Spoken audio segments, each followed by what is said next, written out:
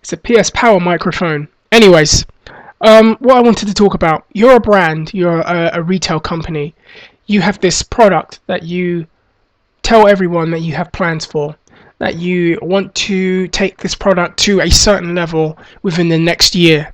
Yet every time you advertise it, every time you speak about it publicly, and every time a spokesperson of your company speaks about it, they are trashing it and saying it's bland, it's neither here nor there, it's nothing special, it's nothing you want to spend your money on.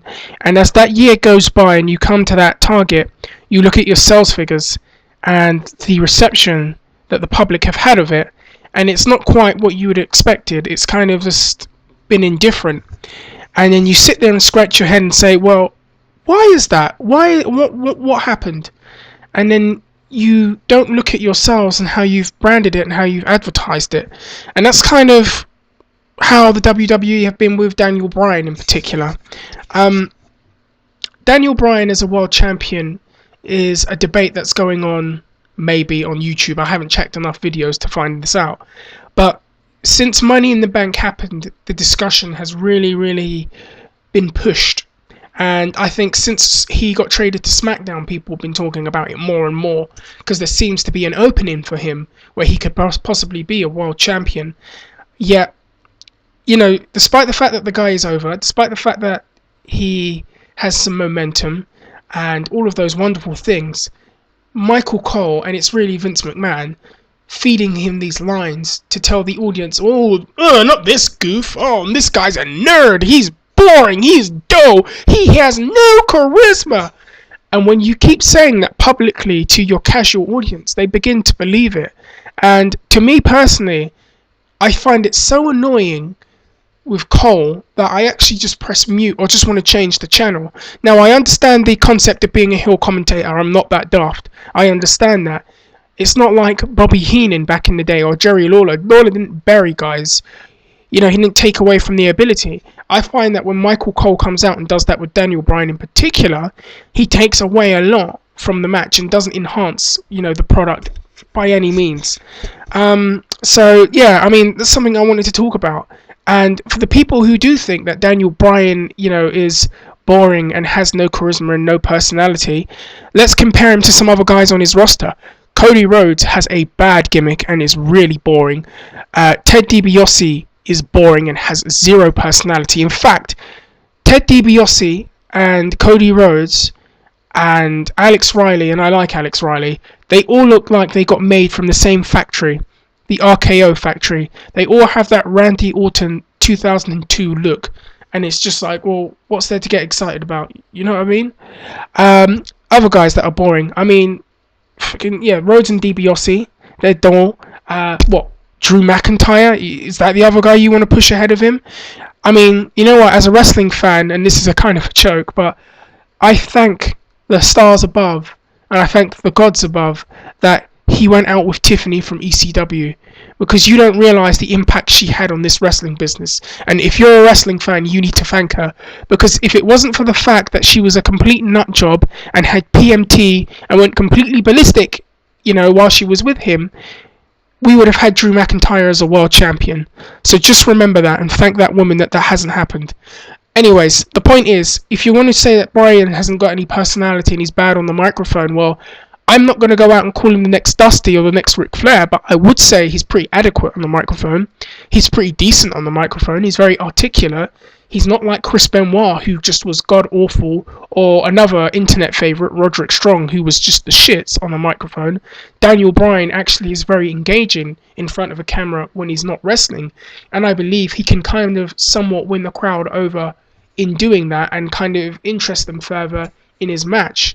Now, when he eventually wins the world title, because that seems to be the case, what's going to happen with him? And what about the lead-in to him winning the world title?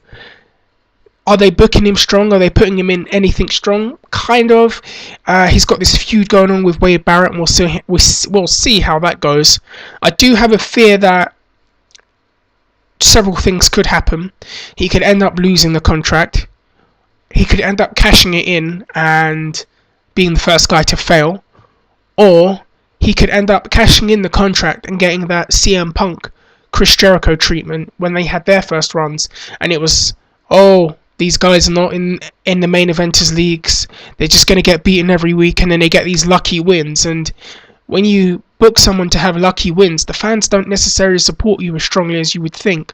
So that's one of the fears that I have that could happen with him. In a perfect world, he'd be booked strong and get submission victories over everybody. But this isn't a perfect world, so who knows what's going to happen.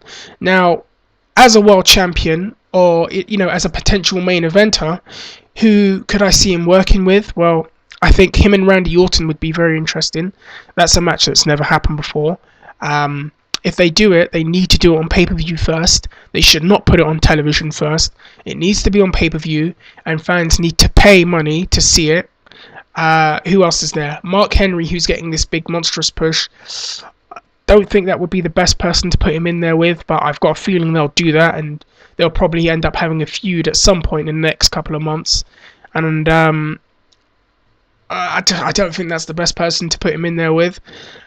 Who else is there? Cody Rhodes, Sheamus. I mean, they've got good chemistry, and Daniel Bryan always gets the best out of him, but Sheamus has turned face. Do they really want to do a face versus face match with those two? I don't know. Then again, I've just said Randy Orton, so what do I know? Who else would there be? Christian would be perfect. In fact, of all the people, that would be the best person to have him in there with. Christian is very generous. Christian is very well-rounded. Christian knows how to get the best out of people. I mean, we've seen him go in there with very, very limited performers and really make them look like superstars and look like the second coming. I mean, look what he did with Jack Swagger on ECW. Daniel Bryan has tremendous ability, so imagine what those two could put together on a pay-per-view. I think that would be probably one of the best options for him. And then the other option is one that's a bit far out there, a bit, I wouldn't say unrealistic, but something that you wouldn't expect. But I'll make this point. Undertaker is apparently going to be coming back at some point. If that's true, and I'm saying only if that is true, why not have Undertaker win the belt, go into WrestleMania with the belt, and have Daniel Bryan cash in his contract for WrestleMania, so your world title match at WrestleMania is Daniel Bryan versus The Undertaker. Now, to me, that would be very, very, very, very interesting to see. That's a match that's never happened before. They've never interacted at any point.